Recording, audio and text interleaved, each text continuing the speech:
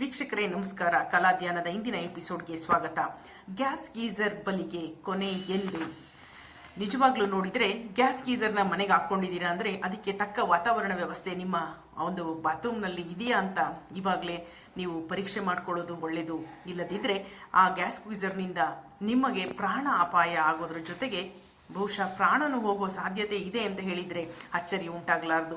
ಏಕೆ ಅಂತಂದರೆ ಈಗಾಗಲೇ 3 ದಿನಗಳ ಹಿಂದೆ ಬೆಂಗಳೂರಿನಲ್ಲಿ ಓರ್ವ ಗೃಹಿಣಿ, ಅದು ಕಿರಿಯ ಪ್ರಾಯದ ಓರ್ವ ಹೆಣ್ಣು ಮಗಳು ತನ್ನ ಪ್ರಾಣವನ್ನು ಈ ಗ್ಯಾಸ್ ಗೀಸರಿನಿಂದಾಗಿ ಕಳೆದುಕೊಂಡಿದ್ದಾಳೆ ಅನ್ನೋದನ್ನು ಜ್ಞಾಪಿಸ್ಕೊಳ್ಬೇಕಾಗಿದೆ.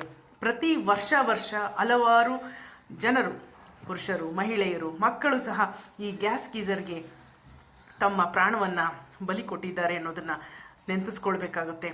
ಈ ಗ್ಯಾಸ್ ಗೀಸರ್ಗೆ ಯಾವ ರೀತಿ ವಾತಾವರಣ ಬೇಕೋ ಅದನ್ನೇ ನೀವು ಮಾಡಬೇಕಾಗುತ್ತೆ. ಅಂದರೆ ಅತಿ ಹೆಚ್ಚು ವಿಶಾಲವಾದ ಕಿಟಕಿ ಬೇಕಾಗುತ್ತೆ. ಅದು ಇಲ್ಲ ಅಂತಂದರೆ ಬಾತ್ರೂಮ್ ಕೋಣೆಯೊಳಗೆ ಒಂದು ಇಂಗಾಲದ ಮಾನಾಕ್ಸೈಡ್ ಸೇರ್ಕೊಂಡ್ಬಿಟ್ಟು ಆ ಒಂದು ವ್ಯಕ್ತಿ ಯಾರಿದ್ದಾರೆ ಅವ್ರಿಗೆ ತುಂಬಾ ಒಂದು ಸಫೋಕೇಶನ್, ಉಸಿರುಗಟ್ಟಿಸುವ ವ್ಯವಸ್ಥೆ ಆಗಿ ಮೆದುಳಿಗೆ ಸಂಚಾರ ಆಗ್ತಿರುತ್ತೆ. ಅದು ನಿಂತು ಹೋಗುತ್ತೆ. ಆ ಕೂಡಲೇ ಅವರು ನೆಲಕ್ಕೆ ಹೊರಗ್ತಾರೆ. ಏನು ಇವತ್ತು ನಾವು ಹೇಳ್ತಾ ಇದ್ದೀನಿ, ಈ ವಿಚಾರಗಳನ್ನೆಲ್ಲ ಸಹ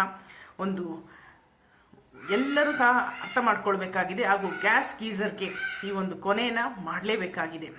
ಆದಷ್ಟು ಮಧ್ಯಮ ವರ್ಗದವರು ಹಣದ ಒಂದು ಲೆಕ್ಕಾಚಾರನ ಇಟ್ಕೊಂಡು ಈ ಗ್ಯಾಸ್ ಗೀಸರ್ಗಳನ್ನ ತಂದು ಮನೆಯಲ್ಲಿ ಹಾಕ್ಕೊಳ್ಬೇಡಿ ಅನ್ನೋದು ನನ್ನ ಒಂದು ಕಳಕಳಿಯ ಪ್ರಾರ್ಥನೆ.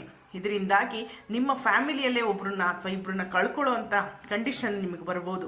ಸುಮಾರು ಈ ಗ್ಯಾಸ್ ಗೀಸರ್ನ ಇನ್ಸ್ಟಾಲೇಷನ್ ಮಾಡ್ತಾ ಇರ್ತಾರೆ, ಸರ್ವಿಸ್ ಮಾಡ್ತಾರೆ. ಅದನ್ನೆಲ್ಲ ನಿಯಮಿತವಾಗಿ ನೀವು ಮಾಡೋಕ್ಕಾದರೆ ಸರಿ. ಆದರೆ ಮಾಡೋಕ್ಕಾಗಲಿಲ್ಲ, ನಿಮ್ಮದೇ ಒಂದು ದೌಡು, ನಿಮ್ಮದೇ ಒಂದು ವೇಗ ಇರುತ್ತೆ. ಪ್ರತಿದಿನ ಏನಾಗಿದೆ, ಗೀಸರ್ ಬರ್ತಾ ಇದೆಯೋ, ಲೀಕ್ ಆಗಿದೆಯೋ, ಏನು ನಡೀತಾ ಇದೆ ಅಂತಲೂ ನಿಮಗೆ ಸಮಯ ಇಲ್ಲದೆ ಇರುವಂಥ ಒಂದು ಪರಿಸ್ಥಿತಿಲಿ ನಾವು ಇವತ್ತು ಬದುಕ್ತಾ ಇದ್ದೀವಿ. ಆದರೆ ಅದನ್ನೇ ಮುಂದೆ ಒರೆಸ್ಕೊಂಡು ಹೋಗ್ತಾ ಇದ್ದರೆ ನಿಜವಾಗ್ಲೂ ಗ್ಯಾಸ್ ಗೀಸರ್ನಿಂದ ತುಂಬ ಅನಾಹುತಗಳು ಆಗುವಂಥ ಸಾಧ್ಯತೆ ಇದೆ. ವೀಕ್ಷಕರೇ, ಇದನ್ನು ನೀವು ಮರಿಬಾರ್ದು. 24 ವರ್ಷದ ಮಹಿಳೆ ಈ ಒಂದು ಗ್ಯಾಸ್ ಗೀಸರ್ನಿಂದ ತೀರಿ ಹೋಗಿರೋದು. ಅದು ಡಿಸೆಂಬರ್ ತಿಂಗಳಲ್ಲೇ ಆಗಿರುವಂಥ ದುರ್ಘಟನೆ. ನಮ್ಮ ಬೆಂಗಳೂರಿನಲ್ಲೇ ಆಗಿರುವಂಥ ದುರ್ಘಟನೆಯನ್ನು ನಾವು ನೆನಪಿಸ್ಕೊಳ್ಬೋದು.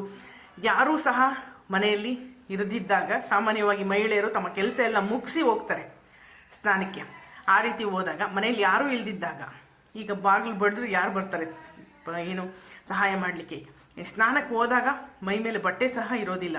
ಒಂದು ಸಫೋಕೇಶನ್ ಆಗಿ ಬಿದ್ದಾಗ ಆಗ ಉಂಟಾಗುವಂಥ ಸಮಸ್ಯೆ ಏನಿದೆ, ಆವಾಗ ಯಾರೂ ಸಹಾಯಕ್ಕೆ ಬರಲಿದ್ದಂಥ ಒಂದು ಕಂಡೀಷನ್ ಉಂಟಾಗುತ್ತೆ. ಎಷ್ಟೋ ಒಂದು ಗ್ಯಾಸ್ ಗೀಸರ್ ದುರಂತದಲ್ಲಿ ಮೈ ಮೇಲೆ ಬಟ್ಟೆ ಸಹ ಇಲ್ದಿದ್ದಂಥ ಸಾವುಗಳು ನಡೆದಿದೆ. ಕೆಲವು ಪುರುಷರು ಅಂತ ಇದಕ್ಕೆ ಒಳಗಾಗಿದ್ದಾರೆ.